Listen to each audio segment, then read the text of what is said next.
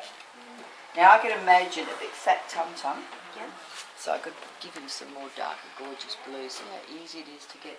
So again, I'm looking at the side of the brush. I want him to be a little fat, dicky bird. I'm just going to wash that, scrunch it down, and like that. There it is, joining.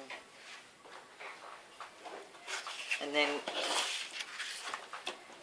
if I visualise, okay, do I want the back to be a little bit fatter? So.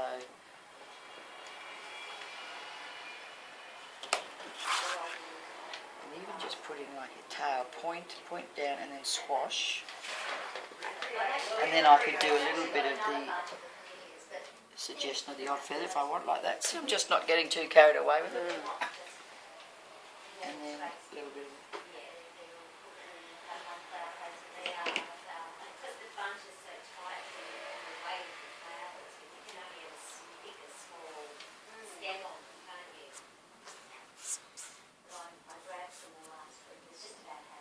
But, you know, I think doing the calligraphy, you know, and really learning to, you know, when you see the books on Japanese, you know, brush stroking, and you see the way they do leaves and suggestive, and, you know, goldfish are great, and, you know, so it's a bit wet for the eye yet. I'll have to dry.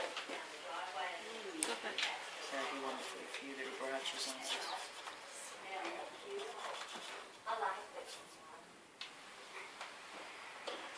So I couldn't do that size bird with the smaller brush because there's too much work. So with a small brush, the bird would be that big.